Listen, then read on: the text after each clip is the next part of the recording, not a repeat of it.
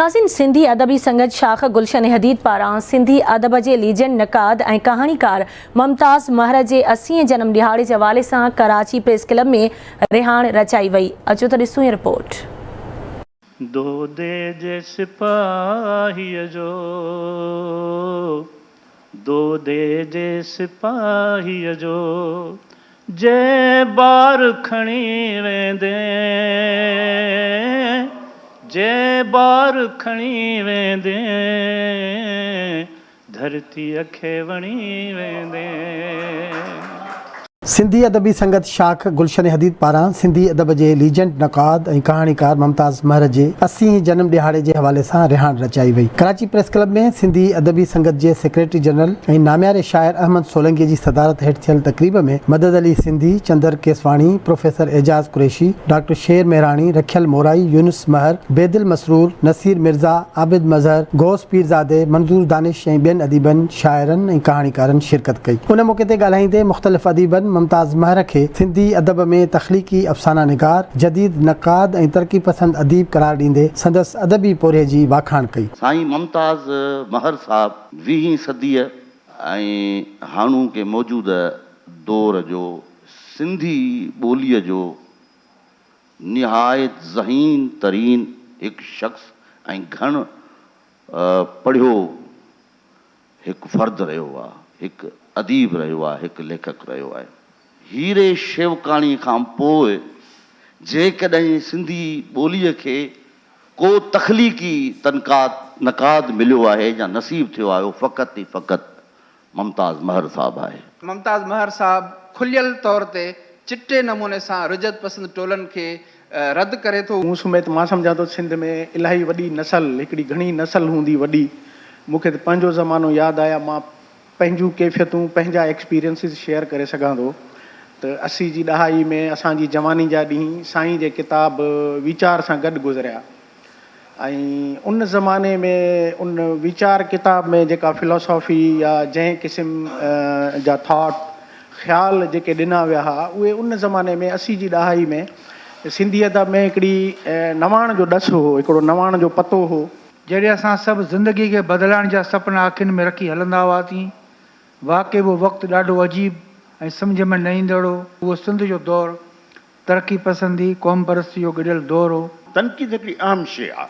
अञा हिन मॉडर्न दौर में असांखे ज़रूरी बि आहे त जेको आहे मुमताज़ साहब जो ॿियो जेको रुख़ आहे उहो आहे, मुमताज़ साहब हिकिड़ो अवामी क़ौमी वर्कर आहे। इहो मां सां घटि माण्हुनि खे ख़बर हूंदी। जॾहिं वञूं टुटो पिए ऐं वञूं ठहियो त असां उन में त साईं बि अञा नौजवान हो, नंढो हो ऐं कमु कंदो, असां अञा नंढा हुआसीं। बुनियादी हैसियत जेका असांजे मुमताज़ साहब जी आहे, उन जा ॿ हवाला आहिनि। हिकिड़ो त हू नक़ाद आहे ऐं ॿियो हू हिकिड़ो क्रिएटिव अफ़साना निगार आहे। जदीद अदब जो पहिरियों माइल स्टोन जेको आहे उहो असांजो ही मुमताज़ महर साहब जो किताबु आहे। मुमताज़ साहब जॾहिं ईंदा हुआ, तव्हांखे पंहिंजी हिकिड़ी सेल्फ ऑब्ज़र्वेशन थो ॿुधायां। अॻ में जॾहिं ईंदा त ख़ामोश, ऐं सम्झंदोसि त हिन माण्हू शायदि करे ज़िंदगी में खिलणु सिखियो ई कोन्हे। पोइ ख़बर पई त इन जो ॾोह कोन्हे, छाकाणि त हू फ़िलासफ़ीअ में एमए ख़बर पई त आहे। ऐं जेको फ़िलासफ़र हूंदा आहिनि, या त दुनिया में सारतर खे तव्हां ॾिसो या त वरी मुमताज़ महर खे ॾिसो। असांजो हवालो सॼो जेको बि आहे सिंधी अदब महल जो या ॿारहंनि गुलशन सीरीज़ जो, उन में जेको असांजो गाइड रहियो, असांखे मुख़्तलिफ़ अदीबनि खां कहाणियुनि वठी ॾियण जो, असांखे मशवरा ॾियण जो, किताब कीअं छापिजे, किताब खे माण्हुनि ताईं कीअं रसाइजे, इहो मुमताज़ महर हो। मुमताज़ महर साहब जे कहाणीकार लाइ मूंखे इहो चवंदे ॾाढी ख़ुशी थींदी ऐं फ़ख़ुरु बि थींदो त कराचीअ में रहंदड़ ई अहिड़ो लिखंदड़ आहे जंहिं पंहिंजे लिखणीअ में जदीद लेखक जूं मिड़ेई घुरिजूं पूरियूं कयूं आहिनि।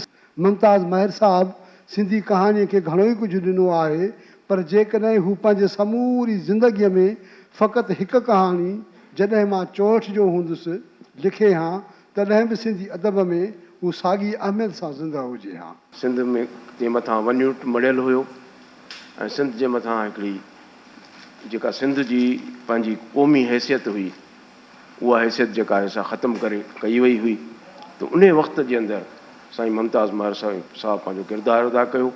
ही सभई किरदार शेख अयाज़ हुजे, शमशेर हैदरी साहब हुजे, या मुमताज़ महर साहब हुजे, या जेके बि सिंध में ॿिया वॾा किरदार थी गुज़रिया आहिनि, हे उन वक़्त जा जेके माण्हू आहिनि ऐं उहो पंहिंजो किरदारु अॼु ॾींहं ताईं अदा कंदा पिया अचनि। साईं हिन दौर जो तमामु सुठो नक़ाद, तमामु वॾो पढ़ियल ॻढ़ियल जेको आहे जेको लेखक आहे ऐं वॾो अदीब दानशर आहे। उन मौक़े ते ॻाल्हाईंदे जदीद तनक़ीद जे लिहाज़ खां वॾे नाले मुमताज़ महर चयो त अदब जी तख़लीक़ हिकु अदीब जी मजबूरी हूंदी आहे, ॿी सूरत में हू घुटिजी मरी वेंदो आहे।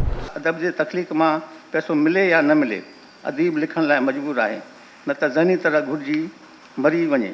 इहो बि संदसि कैथारसिस आहे, यानी ज़हनी तस्कीन।